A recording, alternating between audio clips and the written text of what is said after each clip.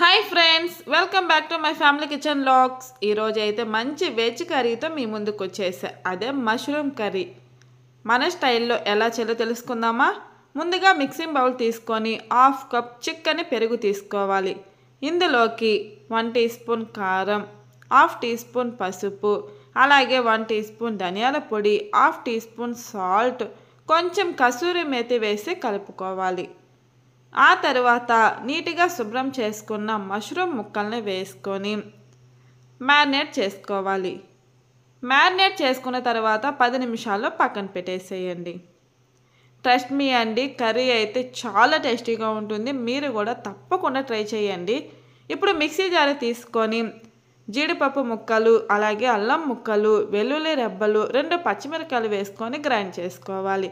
ఆ తర్వాత కడాయిలో 1 టేబుల్ స్పూన్ ఆయిల్ వేసి హీట్ అయిన తర్వాత 2 ఆనియన్ ముక్కలు, అలాగే 2 టమాటా ముక్కలు వేసి పచ్చి వాసన పోయేంత వరకు వేపుకోవాలి. బ్యాచిలర్స్ కూడా చాలా ఈజీగా చేసేసుకోవచ్చు అండి. అంత ఈజీగా ఉంటుంది, అలాగే టేస్ట్ కూడా పర్ఫెక్ట్గా వస్తుంది.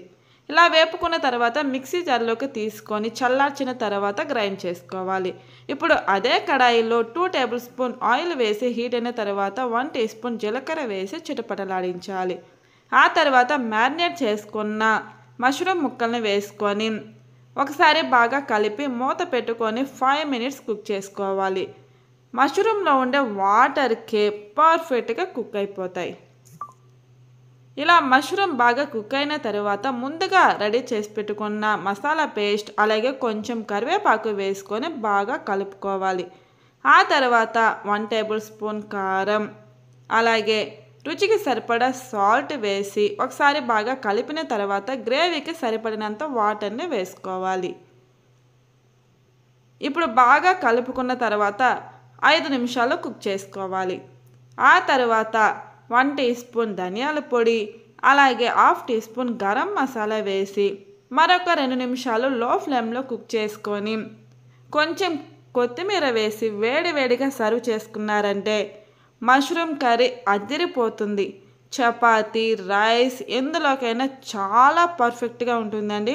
మరి మీరు ట్రై చేస్తారా? మీరు కూడా ట్రై చేసి మీకు ఎలా వచ్చిందో కమెంట్ చేసేయండి.